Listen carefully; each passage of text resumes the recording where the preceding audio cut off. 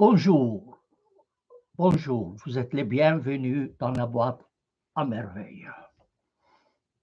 Je vous prie de vous abonner à cette chaîne et de cliquer sur la cloche pour recevoir les prochaines vidéos. Le prophète Isaïe disait dans le chapitre 22, verset 32, verset 17, que la paix sera le fruit de la justice. La paix sera le fruit de la justice. L'Occident a vendu son âme au diable en soutenant Israël, malgré le fait qu'Israël a commis un crime de génocide contre la population de Gaza et contre les gens de la Cisjordanie. Le crime est clair. Malgré cela, les pays occidentaux, disons les régimes occidentaux, soutiennent bec et ongle Israël. Et aujourd'hui, c'est une nouvelle phase, la guerre entre Israël et l'Iran. Personne ne saurait vous dire quel sera le résultat de ce conflit. Mais quoi qu'il en soit, qu'Israël vainque, que l'Iran vainque, tout le monde doit le savoir. Sans justice, il ne peut pas avoir de paix au Proche-Orient ni dans le monde. Ceci a été affirmé avec force par le prophète Isaïe, mais personne ne veut l'écouter. Israël compte sur sa force militaire. Les États-Unis soutiennent Israël avec des armes de destruction massive, malgré le fait qu'Israël commet un crime de génocide condamné par la Cour pénale internationale. Israël prétexte qu'elle se défend après l'attaque du 7 octobre. Il faut le savoir clairement et mettre les points sur les i une fois pour toutes. Une fois pour toutes. Hamas est une création israélienne. Hamas est une création israélienne. Il a été créé pour concurrencer Yasser Arafat et diviser les rangs palestiniens.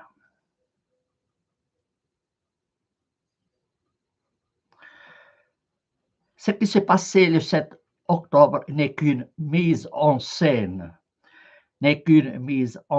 macabre de la part d'Israël.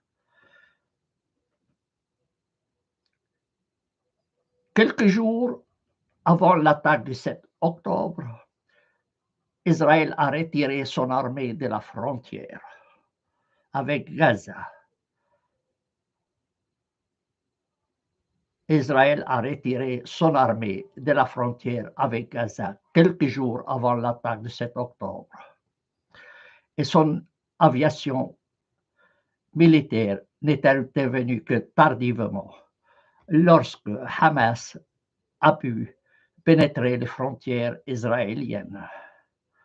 Certes, il y a eu des victimes juives dans cette affaire, mais Israël se fout des victimes.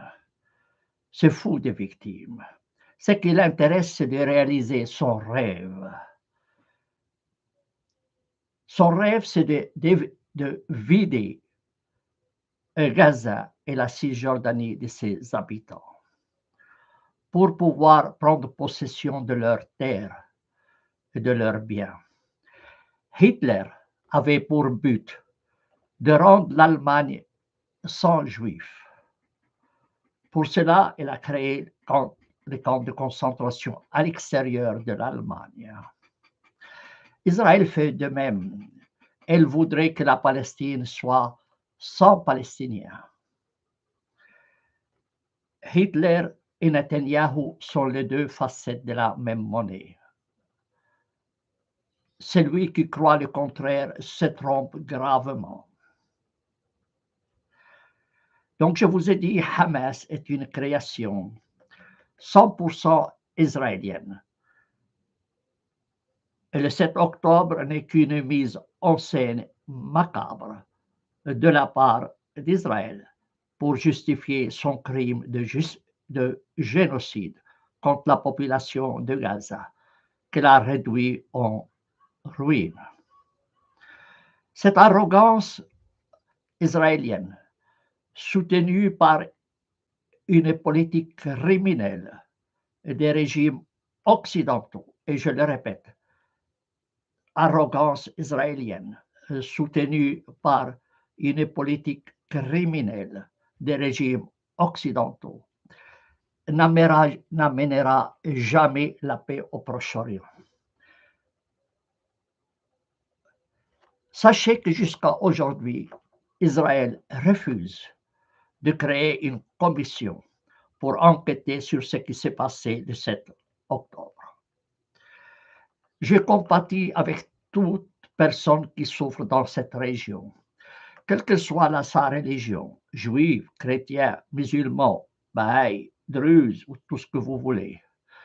Personne de nous n'a choisi sa religion. Personne de nous n'a choisi sa religion, ni son nom, ni sa famille. De quel droit donc Israël commet un crime de génocide contre les Palestiniens? Netanyahou qui nous vient de la Lituanie, et qui prétend être un juif, en train de massacrer les Palestiniens, qui sont les vrais juifs de la région. Ce sont des gens qui ont dû se convertir au début au christianisme, ensuite à l'islam. Comme je vous l'ai dit, personne n'a choisi sa religion. Aucun Palestinien de Gaza ou de la Cisjordanie n'a choisi librement sa religion. Mais le criminel Netanyahou est en train d'exterminer les gens de Gaza sous prétention qu'ils ne sont pas juifs. Ils sont beaucoup plus juifs que Netanyahou et que ses ministres. Ils sont plus juifs que Netanyahou et ses ministres. Je compatis donc avec toute personne qui souffre dans cette région. Et maintenant, je compatis avec ceux qui souffrent à cause de cette guerre stupide entre Israël et l'Iran. Personne n'en sortira vainqueur, surtout pas la paix. La paix ne sortira jamais en état de victoire. Les armes ne produisent jamais la paix. Les armes ne produisent jamais la paix. Je demande aux Juifs à l'intérieur d'Israël et à l'extérieur d'Israël d'ouvrir les yeux. Je demande aux Juifs à l'intérieur d'Israël et à l'extérieur d'Israël d'ouvrir les yeux et d'exiger d'Israël une enquête claire. Qui a créé Hamas? Qui a financé Hamas à la demande d'Israël? Est-ce qu'Israël n'était pas au courant des préparations de Hamas? Pourquoi Israël a retiré son armée de la frontière avec Gaza quelques jours avant le 7 octobre? Pourquoi son aviation militaire n'est pas intervenue à temps pour empêcher les massacres? La réponse est simple. Ce qui s'est passé le 7 octobre n'est qu'une mise en scène macabre. Et les pays occidentaux, les régimes occidentaux criminels, ont vendu leur âme au diable en fermant les yeux sur cette réalité. Alors, quelle solution? Quelle solution? Je vous l'ai dit, Isaïe l'a déjà dit. la paix sera le fruit de la justice. Cela signifie quoi? Israël doit donner la nationalité à tous les Palestiniens, créer un seul État citoyen, avec des droits égaux pour tous, qu'ils soient juifs ou non juifs. Les habitants de Gaza et de la Cisjordanie ont plus droit à la terre que ce criminel Netanyahou qui nous vient de la Lituanie. Alors, je demande aux Juifs de l'intérieur et de l'extérieur et aux régimes criminels occidentaux qui ont vendu leur âme au diable d'exiger la création d'un seul État avec des droits égaux pour tous, quelle que soit leur religion. Selon le modèle de la Suisse, dont d'ailleurs j'ai traduit la Constitution en langue arabe. Il y a des gens qui croient encore au Père Noël et pensent que les guerres peuvent régler les problèmes.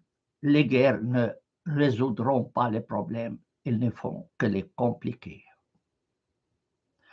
C'est un appel donc aux Juifs de l'intérieur d'Israël et de l'extérieur d'Israël et aux régimes criminels occidentaux qui soutiennent Israël de cesser cet aveuglement et d'exiger la création d'un seul État avec des droits égaux pour tous. Est-ce que mon appel sera écouté? Je doute fort, mais un médecin doit diagnostiquer les problèmes et prescrire les soins nécessaires. Isaïe nous a déjà offert sa solution. La paix sera le fruit de la justice et non pas le fruit des guerres, le fruit des armes de destruction massive.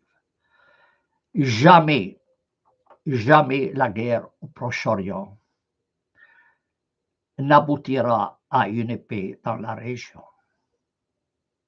Je répète, jamais, jamais les guerres au Proche-Orient n'aboutiront à la paix au Proche-Orient. Mais comment voulez-vous faire entendre cela aux Juifs de l'intérieur et de l'extérieur imbibés de leur orgueil et de leur arrogance? Comment faire comprendre cela aux dirigeants criminels occidentaux? On dit quand on est fou pour longtemps. Quand on est fou pour longtemps. Ce que j'ai à dire, je l'ai dit. Sera-t-il écouté?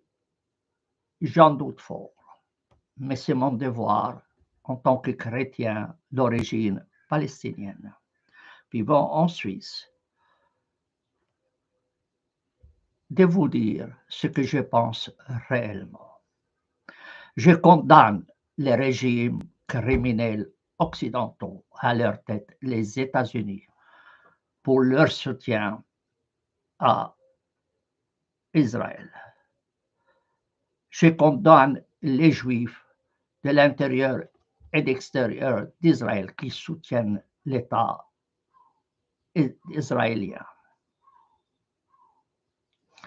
Voilà donc mon message de ce matin. Personne ne saura vous dire de quoi sera fait le lendemain. Mais une chose est certaine, mettez-vous cela dans la tête une fois pour toutes. Une fois pour toutes, jamais la guerre ne résoudra les problèmes. La guerre ne fait que les compliquer.